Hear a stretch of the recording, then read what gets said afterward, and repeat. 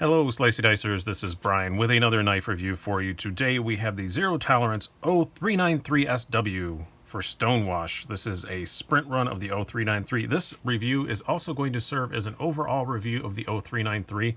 I've only had this one for a day, which is not enough time to do a full review, but I had the original 0393. Someone loaned it to me. I had the review all recorded, carried it around for like a week, recorded the review, was all set to go, and I don't know what happened to it. Something that's gone off into the ether somewhere. So this is going to serve as a stand-in. I'm using my original notes from that review and also putting in some more comments about this.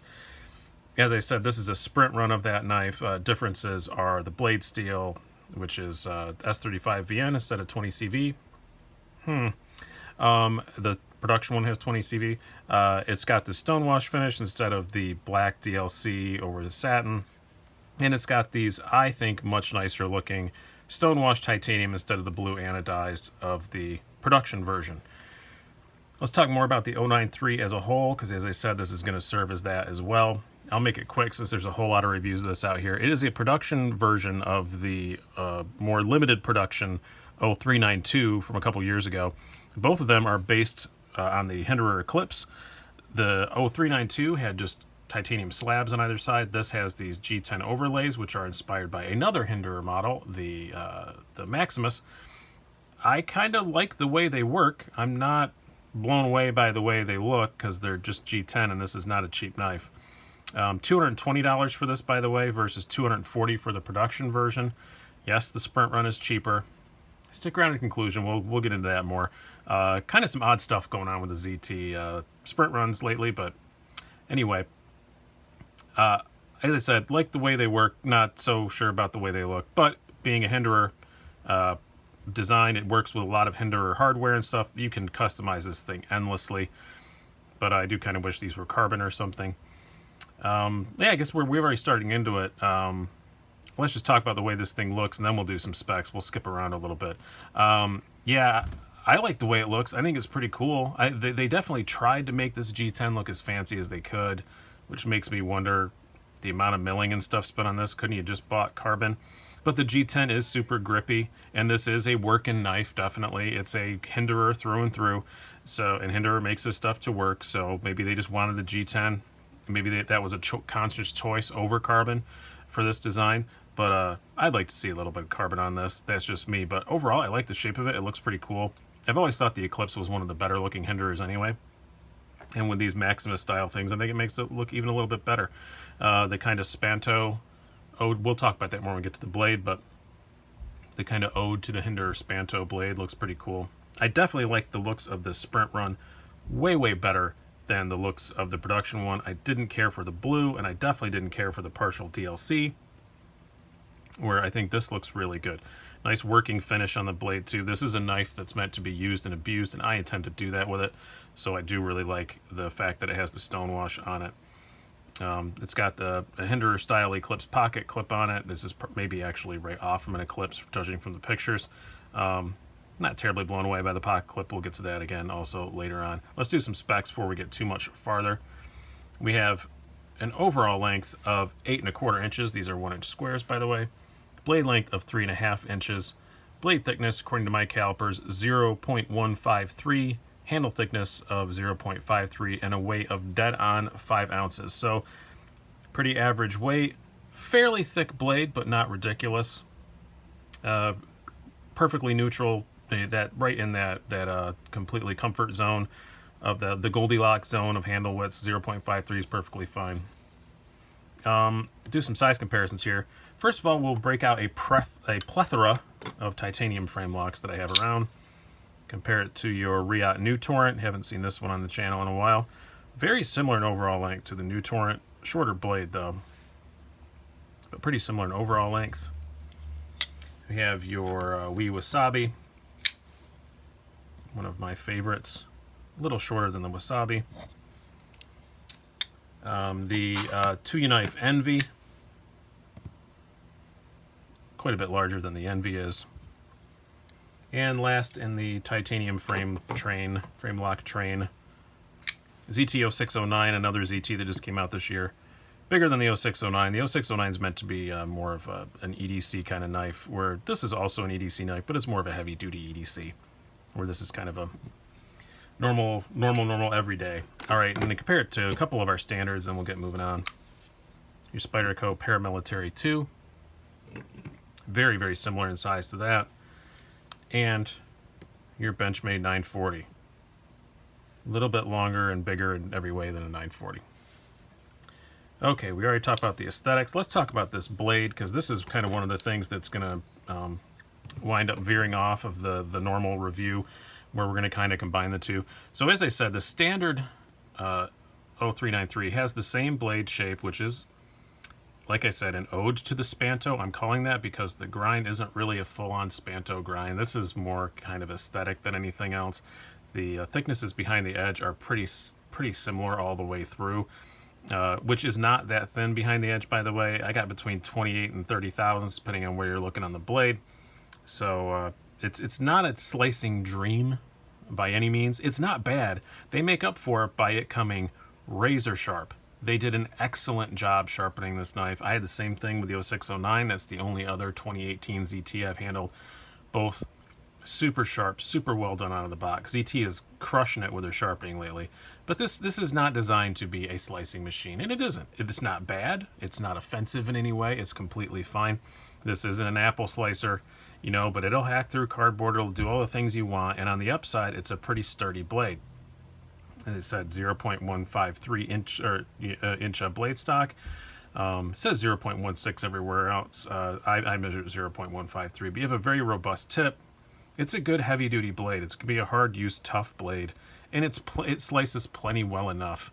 And as I said, out of the box, the sharpening is great. The oddness is, so the stock version has 20 CV, which is basically an equivalent to M390 or 204P or something like that. But the sprint runs come in S35VN. S35VN, totally fine, and the sprint runs are $20 cheaper. So, fair enough, I guess. But I wish this was 20 CV. I'm always going to. I like the looks of this so much better that I still chose this one over a standard one. Price wasn't a factor. I just don't like the looks of the standard one at all. But this one looks fine. I actually really like the way this one looks, so that's why I got it. And I'm S35VN. It is easier to sharpen, I guess. There's that. Maybe they're thinking of that. If you're going to frequently dull your blade, it is easier to work on S35VN in my experience than it is M390. But still, odd choice. But this is not the only knife they did this on. Also, there were sprint runs of the 0609. Had the same thing. There's been sprint runs. There was like a blacked out version, a blue version, and they had S35VN. And this one's 20 CV. This is the production one. Same thing. I don't understand what ZT's doing with that. I think they did it with the 0460 or something like that too. Really weird. I don't know why they're doing that. I cannot explain it to you. But there you have it. Let's talk about the ergonomics. Ergonomics, I looked at this in pictures. I kind of thought it was going to be kind of a nightmare, but it isn't. It's actually really, really comfortable. When I had that first one that my friend loaned me, I was blown away when I got it out. Put it in my hand, and I just thought, this is going to suck. Oh, no, it doesn't. It's really good. It's not contoured, but it kind of feels like it with these raised inserts. If you look at the aftermarket scales you can get for these, of which there are many, by the way, so you can kind of customize this grip as you want. There's ones from, you can just write on Blade HQ, there's a company selling them. On Instagram, everybody's doing it. But people are doing it two ways. You can either get ones that follow this pattern or that cover the whole handle, so you can kind of customize that. And they're rounded off well and stuff. Nothing on this thing is really, it's all nice and chamfered, but it's not super rounded off. But the way this raised bit in here, it makes it feel like a completely contoured handle. It really does. It feels like a good contoured handle. This jimping up here is your typical ZT jimping, which means it's there, it works, but it's not super sharp or anything, but it works, it's good. I do kind of wish that it had a forward finger choil. I think it could definitely stand to have that, and you wouldn't lose much as far as cutting edge or anything, but it doesn't. That's my only minor complaint, is I wish it had a choil. But as far as that, other than that, I think it's really good ergonomically, shockingly good to me. From looking at pictures to having it in the hand, huge difference. I really do like it. And this G10, people are going to complain about it, but man, it works. It's really grippy. This thing ain't going nowhere in your hand. It still slides in and out of the pocket really easy with stock clip. It's fine. So I may replace it at some point. Like I said, I plan on keeping this a while. I may replace it to some Schmancy Pants carbon, but I'm not in a huge hurry to do that. I did order a aftermarket clip, which we'll get to when we get to that part. But yeah, I was planning on really modding this, but I'm not so sure about changing those out. I probably will, but not in a big hurry to, because ergonomically it's just so good I don't want to screw it up. Carry wise, it carries okay. It's a Hinderer. They optimize their carry more for use, so there's always going to be some stuff sticking out. I see that's a kind of a theme on a lot of their knives, because they want you to be able to pull it out of your pocket. You want something to grab a hold of, and that's perfectly fine, because they are geared towards, Rick Hinderer comes from an emergency responder background. I totally get that. I'm not going to complain about it. On some knives I would, but on this one I'm really not. I'm not super stoked about this clip. I think it is an actual Hinderer Eclipse clip, but it just doesn't blow me away at all. It's fine, but it doesn't feel as expensive as the rest of the knife. But it works all right, and it is fairly thin in the pocket. This flipper tab is almost completely hidden by the frame, which is great. There's nothing really sharp sticking out. It carries better than I expected on that little bit sticking out. Like, as I said, I did order an MXG Gear Hinderer deep carry pocket clip for it, just because I'm not an emergency responder, so I would rather have it more discreet than have that little bit sticking out. But that's your own priorities. I'm just a guy who tells jokes to drunk people and makes videos about knives and occasionally writes about bicycles. So I don't need to worry about being able to grip it when it's raining out or anything like that. Now, as far as the deployment, I have to say excellent. It's a ZT. It is typical of ZT. Very snappy. Works great. I've not torn this apart. As I said, it's got 1 day's worth of use on it. It's already very, very drop shutty. It was like this out of the box. Very snappy detent, perfect detent. The thumb studs work. It's great. You could probably thumb flick it. I haven't even tried this yet. Well, I can't, but I'm not coordinated. I've seen people do it, so if you play with it enough, I'm sure you can if you get used to it. But no problem at all with the deployment. The deployment is outstanding. It is really, really good. I can't wait to tear this apart and lube it up a little bit, and it doesn't need it, but every time I get a new knife, I like to put my little special sauce on it, see if it makes it better. So in my conclusion, this is going to be kind of a two-part conclusion. My overall thoughts about the 0393 are it's a great design. I do really, really like it. Is it my favorite ZT of 2018? I don't know. It might become. This initially was. I got both of these about the same time. I got to handle an 0393 about the same time I handled the 0609, and I liked this better for my uses. I liked it better because it's a little bit smaller, more EDC, but the delays with the stupid pivot tool have upset me. And and I've got some spite with this knife. By the time I get to the pivot tool, I'll probably be all over it, and I'll probably say I like this better as an EDC, because this is a better EDC. The 0609 is just a better EDC size. Definitely is. But this is more of a hard-use knife, more of a ZT. And I like it also. And these are the only two ZTs that I currently own, and I think it's a good pair, and I plan on keeping them around. So that is my overall thoughts on the 0393. Very good knife. I don't like the looks of the production one. If you like the looks of the production one, really great knife. The G10, that's, some people get really upset about that. It works enough that I'm neutral about it. Now, as far as this particular one, I'm never going to forget that it isn't 20 CV, and that's always going to bother me. I bought a Sprint Run. It's a limited edition. Yes, it was cheaper. The standard one is $240.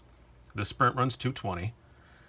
I would have much rather paid the $20 extra and gotten the 20 CV. I don't understand the S35 thing. S35 is fine, and as I said, especially in this knife and a harder use knife, there are some arguments to be made, because you're going to be sharpening it more often, and this is, but it is a Sprint Run. Is anybody really going to hard use it? I don't know. I just don't understand.